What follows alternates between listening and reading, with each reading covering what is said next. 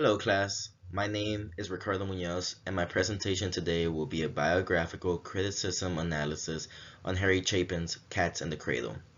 I will be analyzing the lyrics of the song and discuss how this is one of his more personal songs.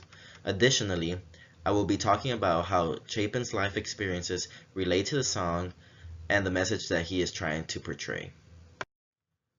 Harry Chapin was a popular American singer-songwriter that was well known for his folk rock music.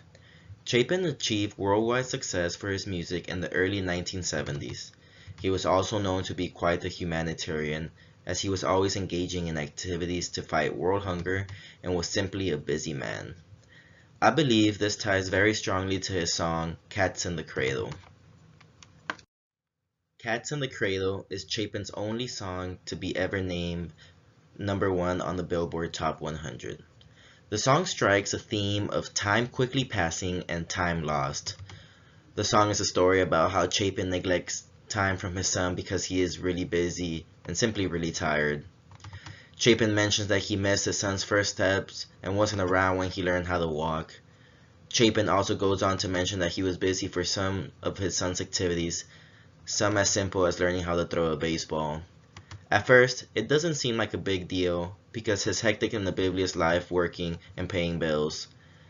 The main verse of the song says, "I'm gonna be like you, Dad. You know I'm gonna be like you," which reflects how the son admires his dad and aspires to be like him, despite never having him around.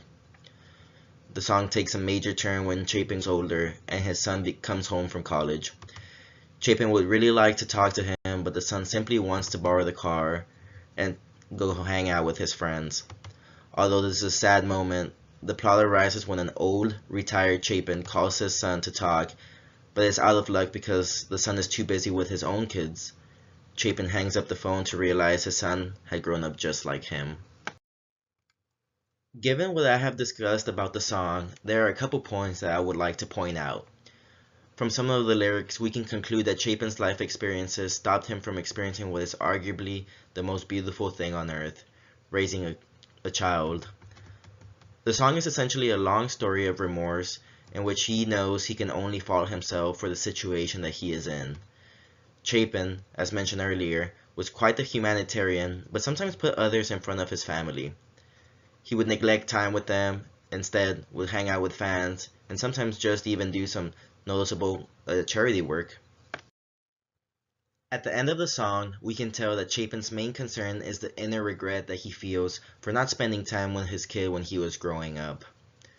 He realizes that he missed some of the more important moments in a child's life simply because he did not make the time for it.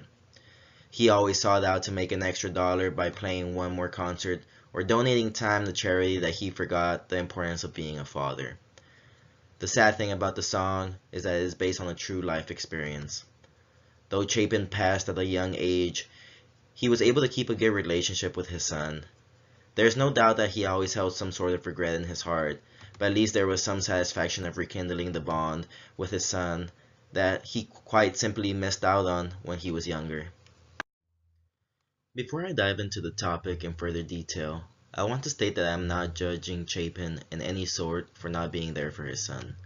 I simply find it odd that despite the Vietnam War in which many people have their fathers and mothers deployed, Chapin did not realize the hole he was creating in his son's life. I understand that many people would escape their pains by listening to music that this man provided, but I just find it odd that despite the devastating war, a man would not spend quality time with his son. What does Harry Chapin leave for us?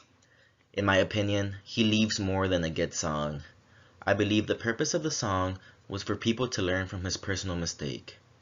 There is obvious regret, but Chapin wants us to enjoy our families. Let's face it, when things get tough, the only people that will be there for us will be our families. We should enjoy our parents, our kids, our cousins, but most importantly, our family's company. Thank you for listening to my analysis on the Cats in the Cradle by Harry Chapin. Thank you once again.